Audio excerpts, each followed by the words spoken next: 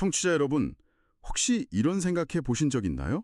내 삶에 갑자기 닥친 안 좋은 일들, 예를 들어 몸이 아프거나 믿었던 사람에게 사기를 당하거나 아니면 가정에 예상치 못한 우환이 생기는 것들이요.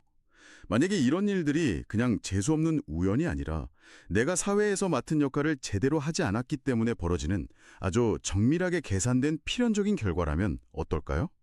오늘 저희가 살펴볼 자료가 바로 이 지점에서 아주 과감한, 어쩌면 듣기에 따라서는 좀 불편할 수도 있는 주장을 펼치는 한 강의록입니다. 공무원의 복종 의무 폐지와 행정문화의 바른 방향이라는 제목의 강의 내용인데요. 이 자료는 개인의 불행과 사회적 책임 사이에 아주 직접적인 인과관계가 있다고 설명합니다. 저희는 오늘 이 독특한 세계관의 핵심 논리를 하나씩 파헤쳐보면서 이게 우리 사회, 특히 공직사회에 어떤 메시지를 던지는지 함께 탐구해 보려고 합니다. 네, 이 자료가 아주 흥미로운 게 단순히 착하게 살아라, 이런 도덕률을 이야기하는 게 아니라는 점이에요. 모든 사회 현상이나 개인의 길흉 화복이 0.1mm의 오차도 없이 정확한 자연의 법칙에 따라 운영된다고 주장을 하거든요. 마치 물리 법칙처럼요. 이 관점을 따라가다 보면 우리가 성공이나 고난, 그리고 진정한 존경의 의미를 완전히 새로운 각도에서 보게 됩니다. 자, 그럼 바로 그 정밀하다는 법칙의 핵심으로 들어가 보죠. 이 강의는 우리 삶의 모든 불행에는 명확한 원인이 있다고 단언합니다. 예를 들어서 내가 공직자인데 갑자기 큰 사고가 났다. 그러면 그건 내가 공직에서 바르게 행동하지 않은 에너지가 쌓여서 내 가장 약한 고리인 가정을 치는 거라고 설명을 해요. 몸에 암이 생기는 것도 마찬가지고요. 그런데 가장 좀 도발적으로 들렸던 건 사기를 당하는 경우에 대한 설명이었어요. 그렇죠. 강의에 따르면 사기꾼은 아무한테나 무작위로 찾아오는 존재가 아니라는 겁니다. 내가 마땅히 해야 할 일을 안 하고 욕심을 부려서 내 몫이 아닌 재물을 부당하게 얻었을 때 자연히 그 불균형을 해소하기 위해 보낸 일종의 집행관이라는 거예요. 정확히 그 부당한 재물만큼을 뺏어가기 위해 나타난다는 거죠. 이건 신이 분노해서 내리는 벌이 아니라 그냥 기울어진 저울을 다시 수평으로 맞추려는 자연의 자정작용이라는 관점입니다. 와, 그건 정말 솔직히 처음 들으면 굉장히 거부감이 드는 주장일 수 있겠는데요.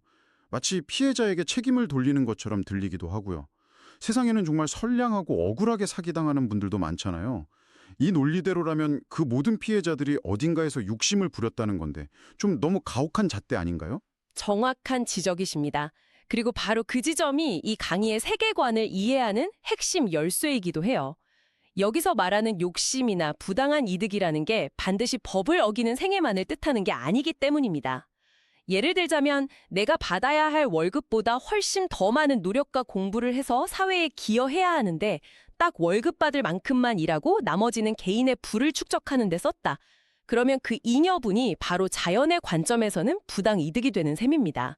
스스로 초래한 불균형인 거죠. 아하, 그러니까 하느님은 절대로 벌한 적이 없습니다. 내가 꼬아서 내가 어떤 환경을 만난 거지 라는 구절이 바로 그 의미군요.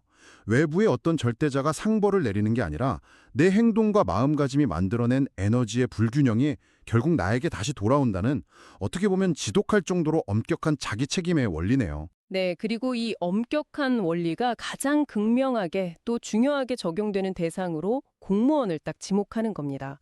강의에서는 만약 어떤 공무원이 사기를 당했다는 소식을 들으면 저 사람이 국민을 위해 써야 할 에너지로 제 몫을 챙기다 저렇게 됐구나 라고 바로 분별할 수 있어야 한다고까지 말해요.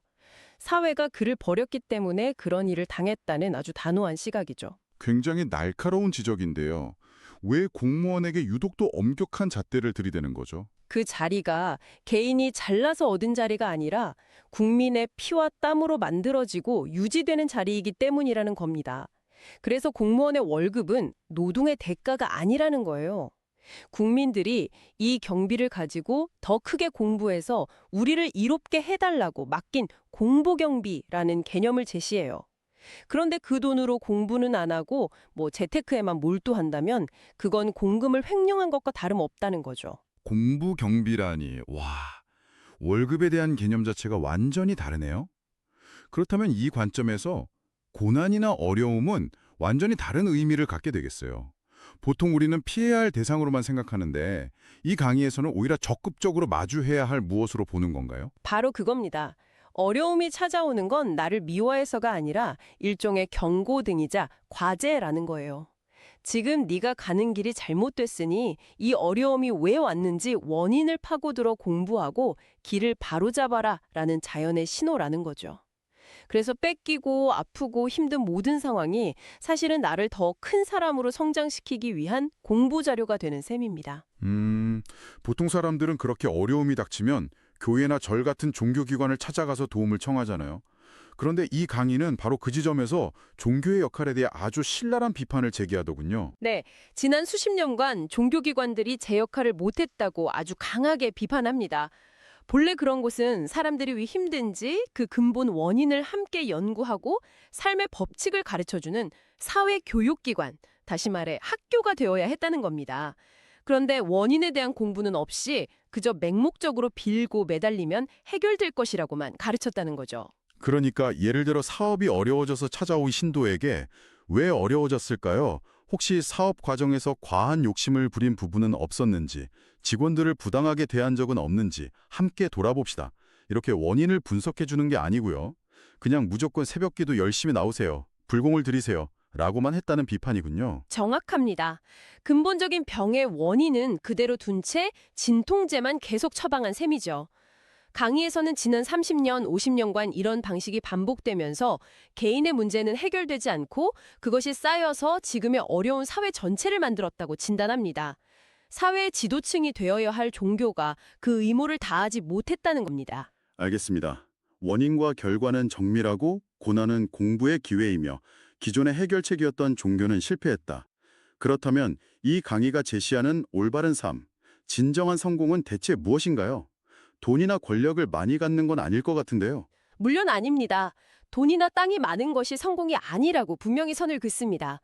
이 강의가 정의하는 진정한 성공은 딱 하나입니다. 바로 사람들로부터 존경을 받는 삶이에요. 처음에는 존중을 받고 거기서 더 나아가서 존경을 받는 사람이 되는 것. 그것이 인생의 유일한 성공이라고 말합니다. 와, 이 부분은 정말 우리가 생각하는 성공의 척도를 완전히 다시 생각하게 만드네요. 부의 양이 아니라 관계의 질, 사회적 신뢰가 진짜 자산이라는 거잖아요.